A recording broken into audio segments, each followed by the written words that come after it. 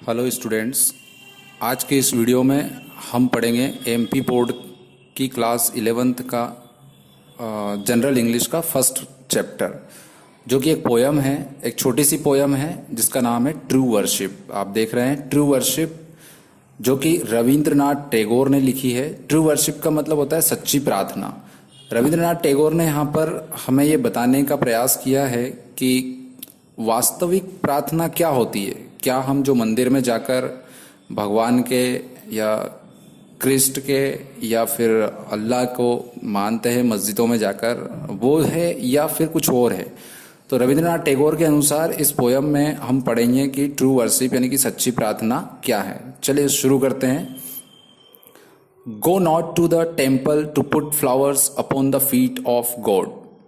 तो रविंद्रनाथ टैगोर जो पोएट हमारे कह रहे हैं कि आपको किसी मंदिर में जाकर भगवान के चरणों में फूल चढ़ाने की आवश्यकता नहीं है। अगर आप जा रहे हो तो उससे पहले आपको क्या करना है, वो दूसरी लाइन में उन्होंने बताया है। First fill your house with the fragrance of love. Fragrance मतलब कि एक अच्छी खुशबू, और वो खुशबू भी काय की बात कर रहे हैं, वो लव की, प्रेम की खुशबू। तो सबसे पहले अपने घर को, अपने आसपास के वातावरण को आप प्रेममय बनाइए। सच्चा प्रेम लोगों से करिए, जो आपके आसपास है, जो आपके बच्चे हैं, बड़े हैं, बुजुर्ग हैं, सबसे आप बिना किसी मतलब के जो प्रेम होता है वो सच्चा प्रेम होता है। वो सच्चा प्रेम आप करिए, तो आपको किसी मंदिर में जाकर भगवान के सामने, भगवान के चरणों में फूल चढ़ाने की आवश्यकता नहीं होगी। तीसरी लाइन है, go not to the temple to light candles before the altar of God. Altar मतलब जो क्रिश्चियन लोग जो चर्च में जाते हैं, तो चर्च में एक टेबल होती है, उसके ऊपर वो मोमबत्तियां जलाते हैं। जैसे हिंदू लोग अगरबत्ती लगाते हैं मंदिर में, वैसे ही क्रिश्चियन लोग जो है क्या करते हैं, मोमबत्ती जलाते हैं उनके गॉड के सामने। तो यहाँ पर हमारे पोएट हमें कह रहे हैं कि आपको टेम्पल में जाकर उस धार्मिक जो टेबल होती है जिसके ऊपर मोमबत्तियां लगाई जाती है, वो मोमबत्तियां जलाने की आपको जरूरत नहीं है। क्योंकि हम में से अधिकतर लोग समझते हैं कि भगवान को अगरबत्ती लगाने से या उनके सामने दिया लगाने से, मोमबत्ती लगाने से वो खुश हो जाएंगे। पर हमारे पोएट ऐसा नहीं समझते। वो कहते हैं कि ऐसा करने से पहले आपको क्या करना है, first remove the darkness of sin from your heart. Sin मतलब पाप होते हैं, डार्कनेस मतलब अंधेरा। तो जो पाप का अंधेरा आपके हृदय में बसा है, सबसे पहले उसको रिमूव करिए, उसको हटाइए, उसको इरेज कर दीजिए अपने हृदय से। किसी भी तरह का जो पाप है उसको आप हटा दीजिए। अगली लाइन में कहते हैं, go not to the temple to bow down your head in prayer. Means आप जाइए मत, मंदिर मत जाइए, जहां पर आप जाके अक्सर क्या करते हैं, भगवान से प्रार्थना करते हैं और अपना हेड, अपना सर जो है वो बो यानी कि झुकाते हैं, डाउन, नीचे झुकाकर अपना सर झुका के आप जो प्रार्थना करते हैं उसकी आपको आवश्यकता नहीं होगी।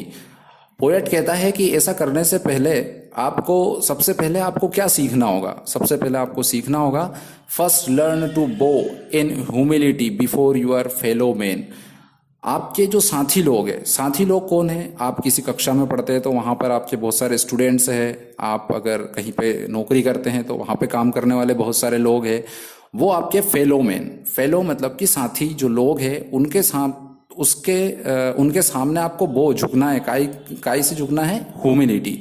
ह्यूमिलिटी क्या होता है, ह्यूमिलिटी मतलब एक ऐसी इंसान की क्वालिटी जो कि दूसरे लोगों से अपने आप को सर्वश्रेष्ठ समझने की जो आदत होती है लोगों की, है ना, और उसको ना सोचना। मतलब ह्यूमिलिटी का मतलब ये होता है कि आप अपने आप को दूसरों से सर्वश्रेष्ठ ना समझें। तो अपने आप को श्रेष्ठ ना समझते हुए और अपने आप को बड़ा ना मानते हुए अपने आप को छोटा मानिए और उन लोगों के सामने आप झुकिए, उनकी बात को सुनिए, उनको समझिए, उनकी भावनाओं को समझिए। जब तक आप उनकी भावनाओं को नहीं समझेंगे, और अगर आप किसी तरह का ईगो रखते हैं, किसी तरह का घमंड रखते हैं, आप ये सोचते हैं कि हम उनसे ऊपर है, हम उनसे बड़े हैं, हम ज़्यादा समझदार है, हम में उनसे ज़्यादा ज्ञान है, ज़्यादा क्वालिटी है, तो ये आपकी क्वालिटी, आपका ज्ञान जो है वो एक घमंड में यानी कि ईगो में कन्वर्ट ना हो जाए, ऐसा आपको ध्यान रखना है। और पोएट भी यही चाहते हैं, यही कहना चाहते हैं कि आप उस घमंड में, उस ईगो में, जो ईगो आपको है दूसरों से अपने आप को सर्वश्रेष्ठ समझने का, तो वो आप छोड़ दीजिए और इंसानियत के नाते इंसान के सामने, आपके साथियों के सामने आपको झुकना है, यानी कि आपको अपने आप को छोटा समझना है। अगली लाइन में कहते हैं go not to the temple to pray on bended knees. Bended मतलब घुटने, जब आप जमीन पर टिका देते हैं, मंदिर में जाते हैं तो आप घुटनों के बल होकर सर झुकाते हैं, और प्रे मतलब प्रार्थना। तो आप टेम्पल में जाते हैं और टेम्पल में, मंदिर में जाते हैं और मंदिर में भगवान के सामने आप घुटनों के बल होकर, अपने नीज मतलब घुटनों के बल होकर प्रे करते हैं, प्रार्थना करते हैं। तो पोएट कहता है कि ऐसी भी आपको आवश्यकता नहीं होगी, बल्कि आप जाते हैं, अच्छी बात है, कोई दिक्कत नहीं। पर अगर आप नहीं भी जाते हैं या जाते हैं तो उससे पहले आपको क्या सीखना होगा, पहले आपको अपने आप को कैसा बनाना होगा, तभी जाके भगवान के सामने घुटनों के बल जाकर जो प्रार्थना करते हैं वो सफल हो पाएगी, वो सक्सेस हो पाएगी। जब आप क्या करेंगे, इससे पहले आपको क्या करना है, वो अगली लाइन में कहते हैं फर्स्ट बेंड डाउन। बेंड मतलब वही झुकना, bend down to lift someone who is downtrodden. Downtrodden वो लोग हैं जिनको कि दूसरे पावरफुल लोगों ने, शक्तिशाली लोगों ने किसी न किसी तरीके से परेशान कर रखा है, और उन लोगों को इतना परेशान कर दिया है कि वो दोबारा से उठ के खड़े नहीं हो सकते, यानी कि वो उनका सामना नहीं कर सकते, क्योंकि उनके पास पैसे की कमी है, क्योंकि उनके पास आजकल जो पॉलिटिकल पावर होती है, पॉलिटिकल पावर के दम पर लोग बहुत कुछ कर देते हैं। तो उन लोगों के पास जो डाउन ट्रोडन है, मतलब जो निम्न स्तर के लोग हैं, उन लोगों को आप उठाइए, अब उनका हाथ पकड़कर उठाने के लिए आप झुकिए।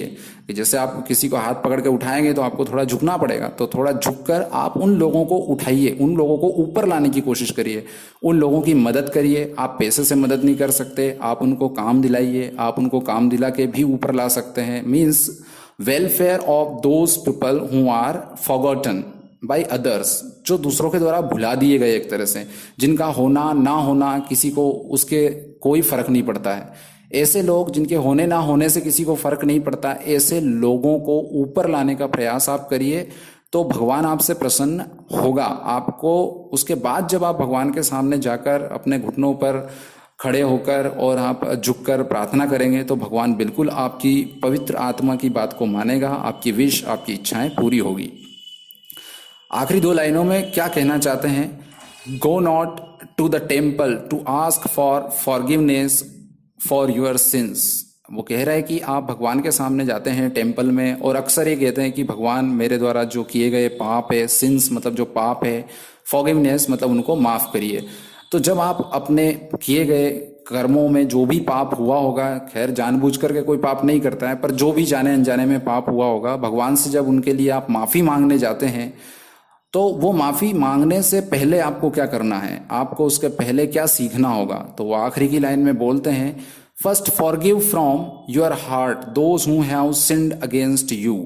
तो सबसे पहले आप लोगों को माफ करना सीखिए। आपको माफी तब मिलेगी भगवान से जब आप लोगों को माफ करना सीखेंगे। तो सबसे पहले आप लोगों को फॉरगिव करिए, माफ करिए। कहाँ माफ करना है, कैसे माफ करना है, फ्रॉम योर हार्ट मतलब अपने हृदय से। ऐसे ही नहीं कि ऊपर ऊपर बोल दिया कि चल ठीक है मैंने माफ कर दिया, और अंदर जो है आपने ईर्ष्या, द्वेष और जो एक जेलसी है वो अपने अंदर समाहित कर रखी है। तो ऐसे माफ करने से कोई मतलब नहीं, ये तो दिखावट होती है, तो दिखावा नहीं करना है। दिल से आपको लोगों को माफ करना है। किन लोगों को माफ करना है, जिनने कभी गलती से या जानबूझ करके आपके खिलाफ कुछ ऐसा किया है, आपके खिलाफ कोई पाप किया है, आपके खिलाफ कोई षड्यंत्र रचा है जिससे आपका कुछ बुरा हो गया है, गलत हो गया है, आपको नुकसान हो गया है, या आपको किसी ने कुछ बोल दिया है, गाली बक दी सपोज करिए, या फिर आपको आपकी कॉलर पकड़ ली, किसी ने थप्पड़ मार दिया आपको, ऐसी भी सिचुएशन कई बार आ जाती है। तो ऐसे सारे लोग जिन्होंने आपके खिलाफ कुछ न कुछ गलत किया है, उन लोगों को आप सबसे पहले माफ़ करना सीखिए। जब आप उन लोगों को माफ़ करेंगे तो निश्चित तौर पर ही आपको भगवान माफ़ करेगा, क्योंकि एक अच्छे व्यक्ति की जगह हर स्थान पर होती है। तो कहने का मतलब है कि जो पूरी पोयम है वो हमें एक सच्ची प्रार्थना के बारे में बताती है, और जो रविंद्रनाथ टैगोर हमारे पोएट है, उन्होंने हर इंसान को एक रास्ता दिखाया है कि वास्तविक प्रार्थना क्या होती है। वास्तविक प्रार्थना उनके अकॉर्डिंग ये नहीं होती है कि आप अंधाधुंध अपने जो रिचुअल्स है, मतलब अपनी जो परंपरा है, धार्मिक परंपरा, उनका पालन करिए। उन पालन करने से कुछ भी नहीं होता है। अगर आपके हृदय में ही पाप भरा है, ईर्ष्या है, द्वेष है, तो आपकी प्रार्थना कबूल नहीं की जाएगी ईश्वर के द्वारा भी। परंतु उनका कहना है कि वास्तविक जो प्रार्थना है वो क्या है, गॉड, भगवान क्या चाहता है। भगवान आपसे चाहता है कि आप लोगों के सामने झुकिए, लोगों को ऊपर लाइए, लोगों से के प्रति द्वेष, ईर्ष्या जो भी आपके हृदय में है वो आप मिटा दीजिए। सिर्फ उन धार्मिक परंपराओं को मानने से, जो परंपराएं कहती है कि भगवान को अगरबत्ती लगाइए, दीपक लगाइए, मंदिर में जाइए और उनके चरणों में फूल चढ़ाइए भगवान के, तभी भगवान जो है वो प्रसन्न होंगे। तो एक पापी के हाथ से, एक ईर्ष्या रखने वाले व्यक्ति के हाथों के जो फूल है चढ़ाए हुए, वो भगवान कैसे स्वीकार कर लेगा, कैसे एक्सेप्ट कर लेगा। भगवान तो पवित्र आत्मा होती है, एक दिव्य आत्मा होती है, और उस दिव्य आत्मा को अगर आपको खुश करना है तो सबसे पहले अपने चारों ओर का वातावरण प्रेममय बनाइए। प्रेम से रहिए सभी लोगों के साथ, जितने भी ह्यूमन बींग्स है, यहाँ तक कि ह्यूमन बींग्स यानी कि जो इंसान है वो ही नहीं, बल्कि सारे क्रिएचर्स, सारे जीव है, उनके प्रति भी आप प्रेम अपने हृदय में रखिए। आपकी जो प्रार्थना है वो तब तक ईश्वर के द्वारा मतलब एक्सेप्ट नहीं होगी, स्वीकार नहीं होगी, जब तक आप अपने आप को शुद्ध नहीं कर लेंगे। शुद्ध कर लेंगे मतलब आपको प्योरीफाई करना है अपने आप को। हर तरह की जो डार्कनेस है आपके अंदर, पाप का जो साया आपके हृदय में बसा हुआ है, उसको आप सबसे पहले रिमूव कर दीजिए, सबसे पहले हटा दीजिए। तभी जाकर जो है आपकी आत्मा शुद्ध हो पाएगी, और भगवान जो है वो आपके द्वारा चढ़ाए गए फूल, आपके द्वारा लगाई गई अगरबत्ती और कैंडल्स जो है वो सब कुछ भगवान स्वीकार कर लेगा। तो कहने का मतलब है कि एक अच्छी प्रार्थना जो होती है, एक सच्ची प्रार्थना होती है भगवान की नज़रों में, वो क्या होती है। आप सारे तरह के जो एरोगेंसेस है, सारे तरह के जो द्वेष है, सारी तरह की जो घृणा है, वो घृणा लेके अपने हृदय में मंदिर में कभी मत जाइए। सबसे पहले उन घृणाओं को, उन जो ईर्ष्याएं हैं, उन सब को आपको अपने हृदय से मिटा देना है। अगर आप रिच है या रिच नहीं है, या रिच पावरफुल है या नहीं है, ये निर्भर करता है आपके व्यक्तिगत क्रियाकलापों पर कि आपने क्या किया है, किस क्लास से आप बिलोंग करते हैं, किस खानदान से आपका जन्म है। कोई पैसे वाले खानदान में पैदा होता है, कोई गरीब परिवार में जन्म लेता है। तो ये सारी चीज़ें तो जो है वो सांसारिक होती है पोएट के अनुसार। अगर आप अमीर हैं, पावरफुल है, तो आप लोगों को डराइए मत, लोगों को सपोर्ट करिए, उनसे प्यार करिए, उनका ध्यान रखिए। तभी जाकर जो है आप सच्चे इंसान बन पाएंगे, और आपके अंदर आपकी जो वर्शिप है, आपकी जो प्रार्थना है, वो सच्ची प्रार्थना हो जाएगी। खैर, कहने में तो प्रार्थना नाम की कोई चीज़ हम मानते हैं और करते हैं, परंतु किसी ने कहा है कि कर्म ही पूजा है। जब आप अच्छे कर्म करते हो तो वो पूजा के समान ही होते हैं। भगवान ऐसे व्यक्ति को, जो कभी मंदिर नहीं गया लेकिन सच्चे दिल से अपने वर्क करता है, काम करता है, अपनी ऑनेस्टी के साथ अपने जितने भी डीड्स है, अपने टास्क है, उनको फुलफिल करता है, लोगों की मदद करता है, वो एक तरह से पवित्र होता है। गीता में भी भगवान श्री कृष्ण ने कहा है कि जो ईश्वर है वो कण कण में रहता है। तो कण कण में रहता है मतलब मानव मात्र में भी वो रहता है। तो मानव की सेवा ही जो है वो ईश्वर की सेवा मानी गई है। स्वामी विवेकानंद ने भी अपनी राइटिंग्स में कई सारे जो उन्हें लेख लिखे हैं, उन्होंने भी यही बताया है। उन्होंने कहा है कि service to the man is the service to the God. इंसान की को जो सेवा आप करते हो वो भगवान की ही सेवा के बराबर है। होप आपको, आशा करता हूँ आपको पूरा पोयम जो है बहुत अच्छे से समझ में आई होगी। अगर आपके कोई सवाल है तो आप कमेंट करके आप मुझे बताइए, ताकि मैं और ज़्यादा इम्प्रूव कर सकूँ। इसके क्वेश्चन आंसर जो है वो आपको जल्दी ही मैं आपको एक्सप्लेन कर दूंगा, और या फिर आपके पास जैसे बहुत सारी गाइड्स है, उन गाइड्स की हेल्प से भी आप कर सकते हैं। कोई क्वेश्चन आपको समझ में नहीं आ रहा है, आप कमेंट में वो क्वेश्चन डालिए, मैं आपको उसका आंसर दे दूंगा। बने रहिए इस चैनल पर, इसको सब्सक्राइब कर लीजिए, ताकि हर बार आपको जो अगला चैप्टर है वो आपको मिल जाए और आप उसको भी अंडरस्टूड कर पाएँ, समझ पाए। इस चैनल के माध्यम से मैं पूरी जो आपकी इंग्लिश की बुक है उसमें जितने भी लेसन्स हैं उनका सबका एक्सप्लेनेशंस जो है वो वर्ड टू वर्ड करने वाला हूँ। तो आप इसको सब्सक्राइब कर लीजिए, ताकि आपको हर एक जो चैप्टर है, हर एक जो लेसन है, उसका एक्सप्लेनेशन आपको मिलता रहे। Thank you, best of luck.